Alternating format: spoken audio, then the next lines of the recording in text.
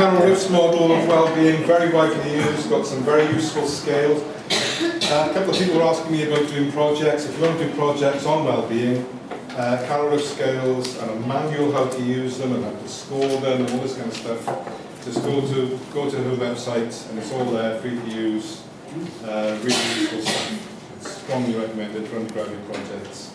Very handy, well-designed manual, shows exactly what to do. Okay, an even older and also very influential model of psychological well-being goes back, I think, Ed Deci published the first major paper on intrinsic and extrinsic motivation, which led into this in the late 70s, 1970s. You familiar with intrinsic and extrinsic motivation, these ideas? You know, the things that extrinsic motivation is when you do something because it gets you something else. So you work a job that you don't like because it gives you money that you can do things that you do like. Yes. Whereas intrinsic motivation, things that you're motivated to do because you enjoy doing it. And there was some discussion in the break, we were talking about the Yerkes-Dodson curve and the flow state and this kind of thing. I was reminded of this issue of intrinsic motivation and how, as kids, we spend almost every waking hour that we can doing things that we're intrinsically motivated and that we enjoy. Back in the mid-80s, I was traveling in the States and I nipped into a guitar shop in a place called Club in South Colorado and buy some guitar strings. And the person behind the counter said, "You're not from around here, are you?" And I was half expecting a sheriff to come in with 88 shillings and call me boy. But I said, "No, I'm not. I'm Welsh." And he said, "I'm Welsh too," which was strange because he had a very broad American accent. And his name was Morgan. And when he said he was Welsh, he meant that his grandfather's grandfather's second cousin had a Welsh cake once. You know, so it was some, and his Morgan's Welsh name. So we got chatting, and we became quite good friends. And it was I'd nip in there, and we had various musical tastes and we take a couple of guitars off the wall and just have a little kind of jam session, a bit of, I suppose you could call it a mutual appreciation society. He stroked my ego and I stroked his. We appreciated each other's licks and guitar playing. Lovely. And I remember saying to him, "Oh, this is great, isn't it? It's just, it's not going to be recorded. No one's going to not have an audience. It's just fun, isn't it?" And he said, "Yeah," he said, "that's why it's called playing. It's the verb for doing music, you play it." And if you said to a 4-year-old child who was playing some kind of game, "Well, why are you doing that? What are your goals? What are your strategic goals in play? Just what you hope to achieve?" They'd look at you in a state of ridicule and incomprehension. What kind of idiot are you? What are you doing? But how many things as adults do we really do in our life that we have that feeling about? That we really enjoy and savour and just, we lose something in that. And as we were saying, actually play, for kids, it's what they love to do. If you put adult play into Google, you get a whole different world. It's not what I was looking for, officer, honestly. But what do we really love doing? What is that intrinsic motivation? So Deci and Ryan's theory, Deci came up with originally this notion of intrinsic motivation. What is it in human nature? What are the things what are the characteristics of things that are intrinsically fulfilling and meaningful and purposeful? And out of that initial research came a model which has got 3 elements, not 6 like Carol Riff's, but 3. And it's relatedness, autonomy, and competence. So relatedness, feeling relationships, quality relationships with other people, sense of autonomy, like as we discussed previously, and feeling competence, you're good at what you do, you have a certain mastery over your activities. Okay? And that's been a very widely used model in psychology. Deci and Ryan tend to argue that there are only those 3 things.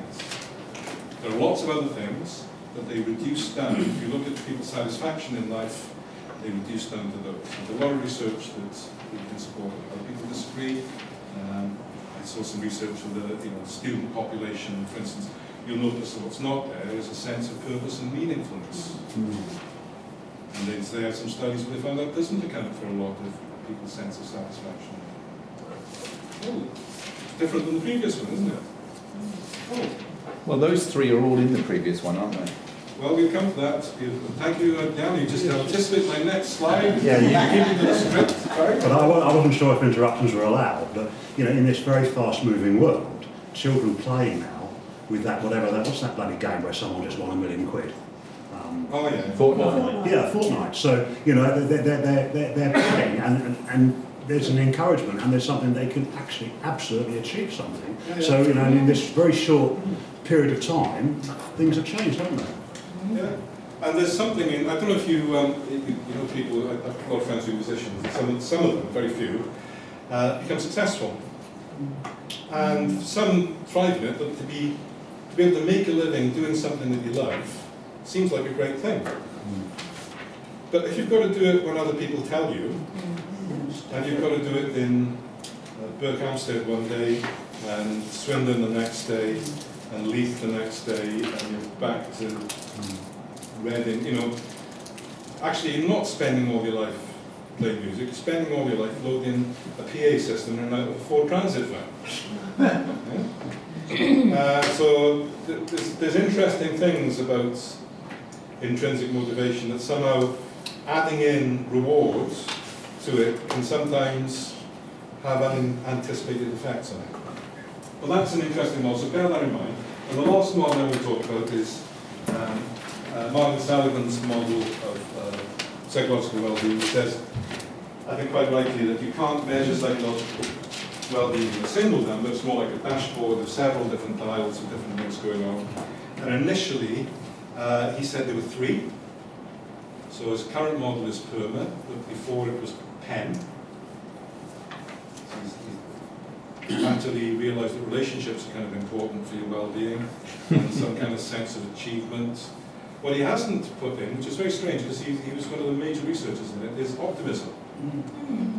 And he's famous for learned pessimism, learned optimism, as a factor in things like depression. The other thing that's, I think, quite salient by its absence in Seligman's model, Seligman has rolled out a very large program for the American military in terms of training them in psychological health. They want to be psychologically healthy as they are physically healthy. But you'll notice in the 2 other models,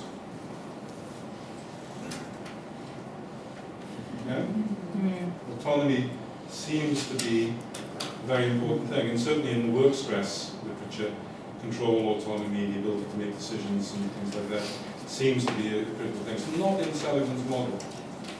And I don't think it's because the American military doesn't want 1 million soldiers running around making decisions for themselves.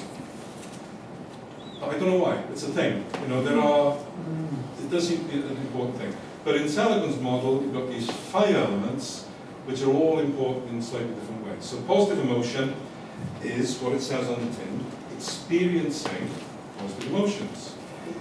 But there's autonomy. Could you argue that a bit of autonomy comes from engagement, because when you're in the flow, then actually you're finding this autonomy because you are finding this, you're completely absorbed in this thing that you're doing. So you could say there's autonomy there. I think you could. It's different. It's a factor analysis issue, really, how you carve up different variables. But there's something that I'll talk about. Or is it because autonomy comes with responsibility? So if you give responsibility for something that you've got no control over, that's going to increase stress and therefore affect well-being. But if you are not given responsibility for something and you just got to follow an instruction, then there's no need for autonomy. Those two variables, responsibility and control, very important how they interact together particularly in terms of how you organise groups, teams, organisations. The positive emotions, what are positive emotions? There are lots of them. Different theorists have got different numbers. Paul Ekman has 16 positive emotions, and he includes sensory pleasure. Each of the 5 senses. The pleasure you get from eating a really beautiful meal is positive emotion. Hearing beautiful music, positive emotion. Another researcher, Barbara Fredrickson, doesn't count the senses as positive emotions as different ones. Some of the positive emotions are involved with how you experience emotions. And so, positive emotions. Let's name some positive emotions. If I say, tell me some positive emotions, what would they say? Joy. No. Joy, love. One more. Happiness. Happiness. Excitement. Excitement. Enthusiasm. Contentment, someone said earlier. You could generate a list, couldn't you? So experiencing positive emotions on a frequent basis in daily life.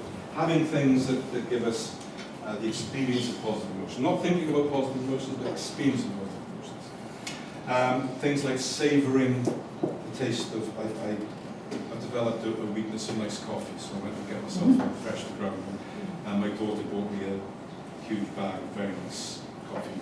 I ground fresh coffee. Very simple, just around the corner. But savouring the taste of nice, noticing the taste of different things. Went to there's a little festival up in Hay-on-Wye called How the Light Gets In, which is a festival of ideas and philosophy and stuff. And there was a psychologist there from one of the London universities who studies taste. And he brought chocolate samples. So everyone at the little session he had, we had 10 different types of chocolate. And he taught us through how to save the chocolate. Notice how it melts on your tongue. For this one, hold your nose so you don't get the smell. Then release and get the smell. And actually it was incredible. It was like, forget about philosophy, this is great. But savouring things, not just ticking off a list. You know, if you go to a beautiful place, or if you go on your holidays, or we've done the Eiffel Tower and the Grand Canyon and the Yosemite now, you know, whatever it might be, tick that off. No, you know, savouring things, learning how to savour things, savouring the presence of another person, someone you care about, you love. Look at their face, look at their expressions, notice the colours in their eyes again. Really savouring positive emotions. There's skills to be had there. The second one is engagement, which is doing things which we find intrinsically meaningful. Doing things that we get that sense of, like kids do when they're playing, that you lose that sense of time.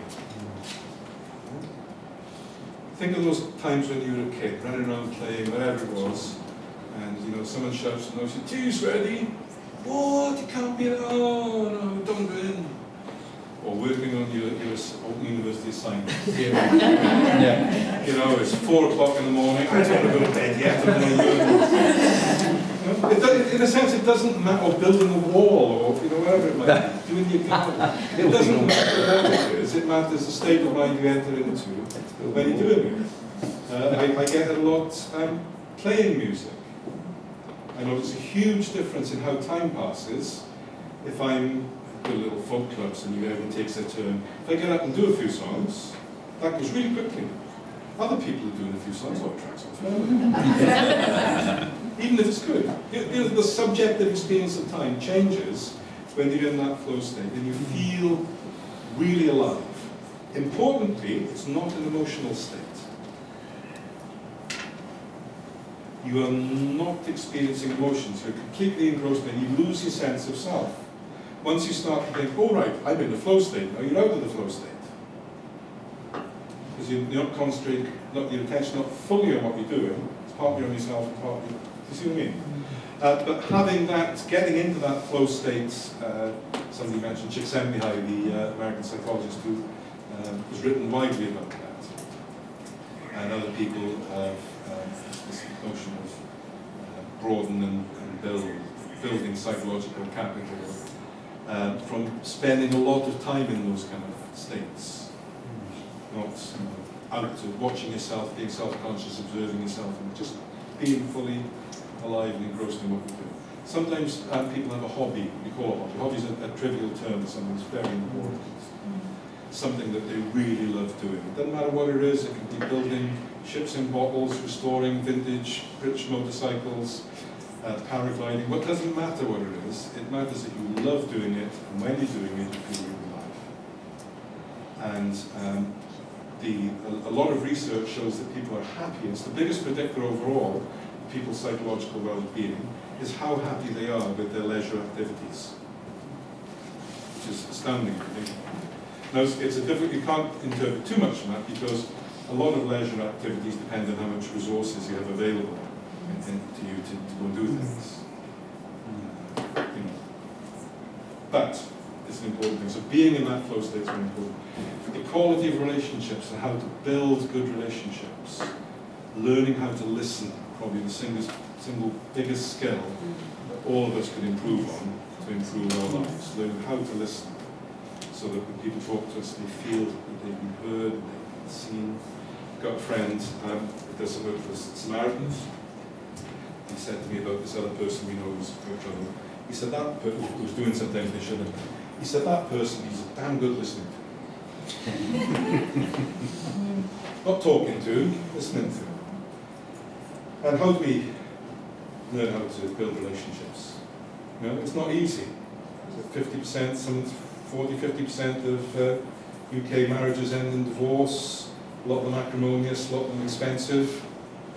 You know, how do we build good relationships? How do we build good? We talk about friendships as well. I was talking with some of the breakfast about friendships and the importance of friendships, different types of friendships.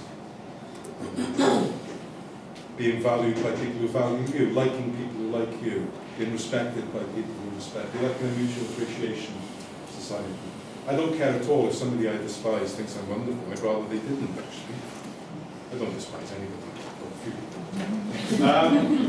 But you understand, like how to, so building, working on relationships, improving them, nurturing them.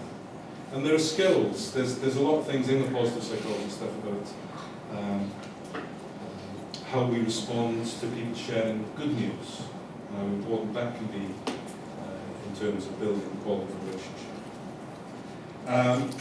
Sense of purpose and meaning. There are at least 4 distinct meanings of meaning. I'm not going to go off on tangents on that. But having some sense of purpose, some sense that what you do is meaningful. Another author I'd point you in the direction, I really quite like this stuff. It's Paul Dolan. He's got a couple of books on that. He's got 2 books out on happiness and well-being. And it taps back into purpose and pleasure. He says the 2 things. Like the ancient Greeks were right, pretty much. You need purpose and you need pleasure. But the sense of meaning is experience. It's not something in your head. It's not, oh, I'm got this meaningful thing that I subscribe to because I've got a set of values I believe in my head. Things that feel meaningful when you're doing them. And that can be simple things. It can be helping somebody with some different shopping spills in the supermarket. It can be building a sustainable clean water system for an African country. Well, it's got to feel meaningful to you for it to be nurturing in terms of psychological well-being. And a sense of achievement, having done something, having achieved something. Some people criticise that as being particularly American slant on psychological well-being. Go get them, you know. Number one, everything's a competition. You know, reality TV has always got a competition these days, isn't it? There's one winner, and everybody else is not a winner. And is that a good model? I don't know. Some people seem more driven by achievement than punished by achievement. There's also some interesting studies on gold medal, silver medal, and bronze medal winners in the Olympics. And happiest who do you think they are? Gold medal winners. Who thinks next? Bronze. Yeah. Silver medal winners tend to be plagued by regret. If only I tried a little bit harder, if only my name would be, oh, it was 100th of a second, if only, whereas the bronze medal, oh, if you'd gone slightly wrong, I would have got a medal at all. I'm quite happy to be here on this lowest step here. You know, there's something about, you know, something around achievement, but it's not a simple linear relationship. So I wonder if it's more about acceptance, because a lot of our motivations and those kinds of achievements is what we get from feeling other people's acknowledgements of us. Could be. Could be. But some small sense of achievement in daily life, at least, has got to be an important part of, that was a good day, I did something useful today. I achieved something. That's got to be some kind of measurement. So, there's 3 theories, there's 3 models. Take 5 minutes on your table, do it all together, and see if you can come up with what are the common elements there. What are common themes? Can you reduce those down? Can you combine them? Give 5 minutes to think about that, and I want to get on to talking about stress.